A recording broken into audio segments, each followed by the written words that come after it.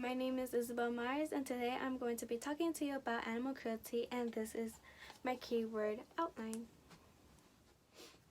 Poor, defenseless, innocent animals get abused and tortured every single day. This abuse can happen anywhere, from third to first world countries, from cities to small towns. It can even happen next door. And they can happen in many different types of forms as well. Thousands of animals spend their lives in pain and fear. And yet there are very minimal laws against these types of crimes. These creatures don't have a voice to speak for themselves, and yet these crimes are often associated again with other crimes, acts of criminalization such as domestic violence. First, I'll tell you about how animal abuse can be defined, the statistics on animal abuse. Secondly, I'll be talking to you about the minimum laws that there are at federal and state level. And thirdly, I'll be talking to you about how it can correlate to other acts of crime, such as domestic abuse. Now that I have told you about what I'm going to be talking to you about, let's begin. According to the Humane Society of the United States, animal cruelty encompasses a range of behaviors harmful to animals, from neglect to malicious killing. To start, there are two ways of animal abuse: passive and active cruelty. Passive involves neglect, and active cruelty is when abuser intentionally and harms the animal.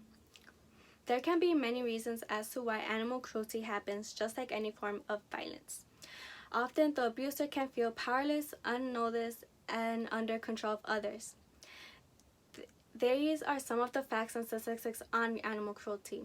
Animals that are often most reported are dogs, cats, horses, and livestock.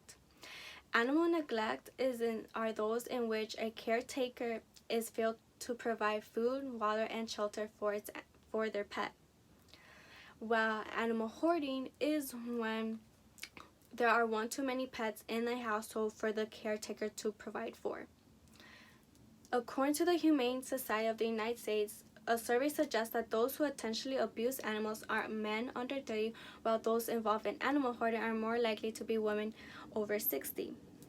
Now that you know more about animal cruelty, I'm going to be telling you about the minimum laws that there are on animal cruelty. There are only a handful of federal protection laws, starting with the Animal Welfare Act that was signed into law in 1966 that primarily involves animals kept at zoos and laboratories. Second will be the Endangered Species Act that was enacted in 1973 that protects fish, mammals, birds, reptiles that are listed as threatened or endangered, that outlines procedures for agencies to follow regarding these species. Third, the PACT Act, or the Preventing Animal Cruelty and Torture Act, that was just previously signed into act in 2019, making some forms of animal cruelty a federal level state crime. Most of these laws are enacted and enforced at state level and are mainly concerned with pets, and a few state wildlife protection laws. Some state laws are only felony charges of the predator it has a previous animal cruelty conviction. Only 46 out of the 50 state felony provisions are first offenses. A majority of anti-cruelty laws are limited to cases involving aggravated cruelty to companion animals. Animal abuse has a strong correlation with other acts of criminalization, such as acts of domestic violence. The link between these two is that violence to animals is often a predictor that the abuser might become violent to people as well.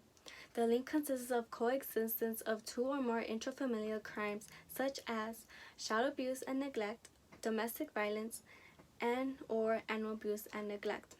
And oftentimes, due to this, pets get in the crossfire and are used as a tool of manipulation and/or to gain compliance from the human victims. People who live in a home where animal abuse is present are often abused themselves. More than 80% of family members being treated for child abuse also had some sort of animal abuse going on in the household. There are approximately 70 million pet dogs and 74.1 million pet cats in the U.S., where 20 men and women are assaulted per minute. So, in conclusion, now I had explained to you what animal abuse can be defined as, showed you some statistics that correlate with it, as well as the minimum laws that there are and how it can be correlated with other crimes, especially domestic violence. I hope that animal abuse and cruelty cannot be fought on its own, especially since these creatures don't have a voice to speak up for themselves. They're all on their own. They need help. If you have any knowledge or suspicion of animal cruelty or abuse going on, you should contact your local authorities. Thank you. Bye.